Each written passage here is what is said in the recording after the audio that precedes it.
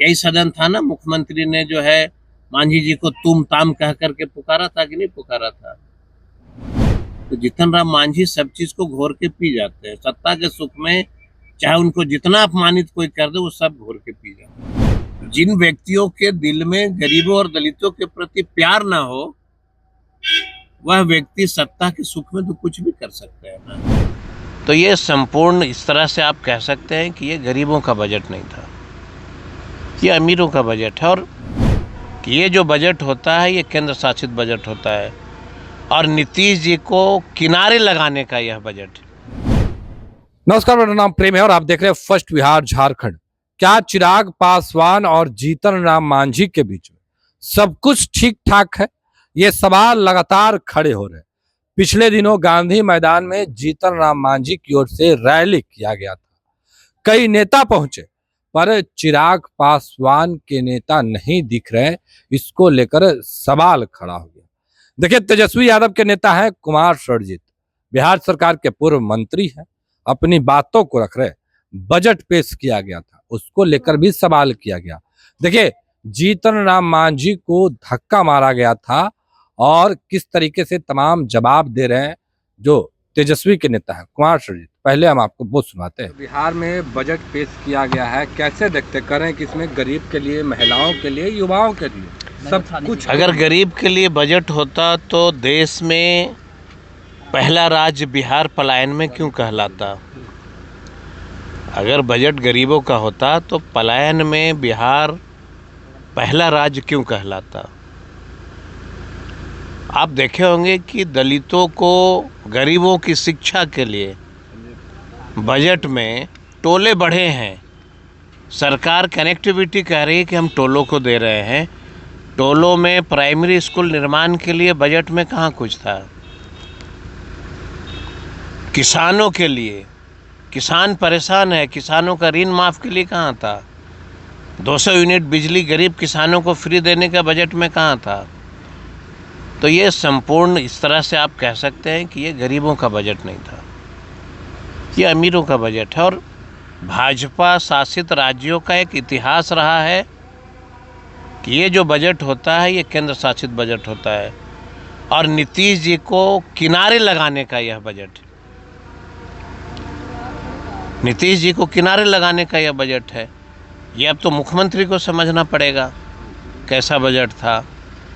तो मैं यही कहूँगा कि ये बजट पूर्ण रूप से अमीरों का बजट है, इसमें गरीबों को कहीं से कोई फायदा नहीं। अच्छा, बिहार में अब जाति को लेकर रैली किया जा रहा है। पहले कुर्मी रैली, अब दलित समागम रैली जीतन राम मांझी कर रहे थे और कहा जा रहा है कि दलितों को जुटान हो रहा है।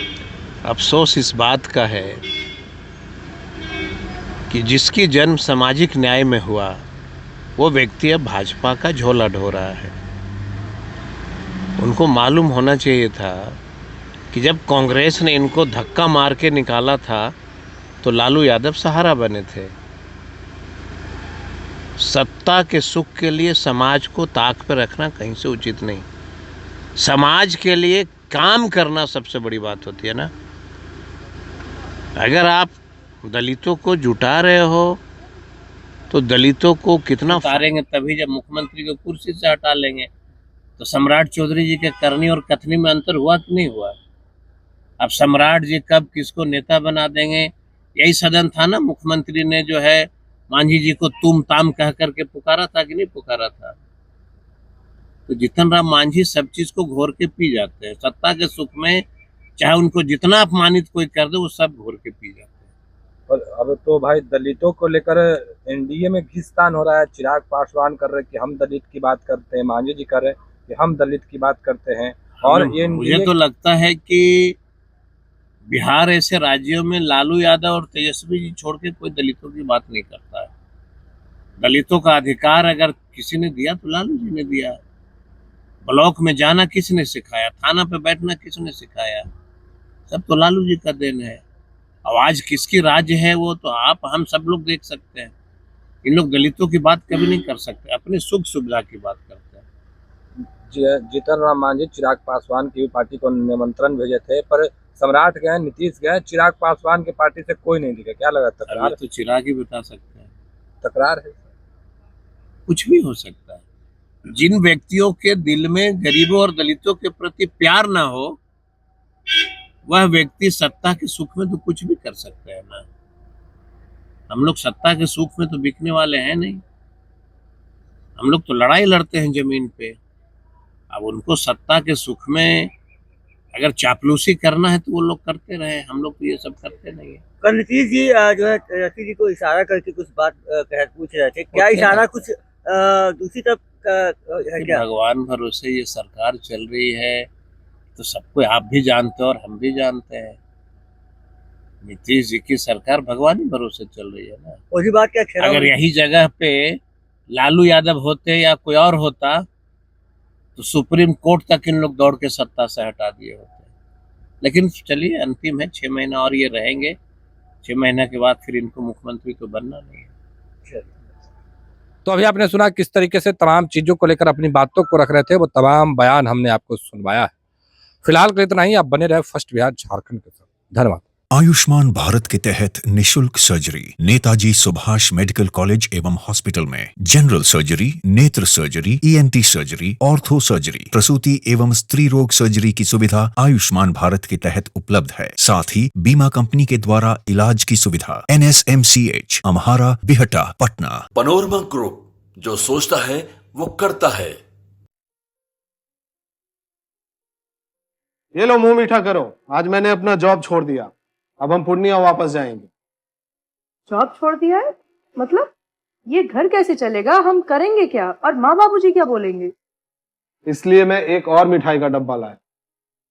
अपने बिजनेस के लिए लोन अप्रूव हो गया। अरे लोन अप्रूव हो गया वो तो ठीक है, लेकिन पूर्णिया में हम रहेंगे कहाँ? अपना घर भी तो नहीं है वहाँ। इसलिए तो एक और मिठाई का डब्बा अलग से लाया हूँ। हमने पूर्णिया में घर ले लिया है, पूर्णिया के ई होम्स पैनोरमा में। पूर्णिया में पैनोरमा ग्रुप लेकर आए हैं ई होम्स पैनोरमा। बड़ा घर, आलीशान जिंदगी और अत्याधुनिक सुविधाओं के संग। अरे अब क्यों मुंह मीठा करवा रही हो? क्योंकि हम घर वापसी जो कर रहे हैं। घर वापसी की खुशी पूर्णिया में ई होम्स पैनोरमा के संग। ई homes panorama, luxurious lifestyle redefined.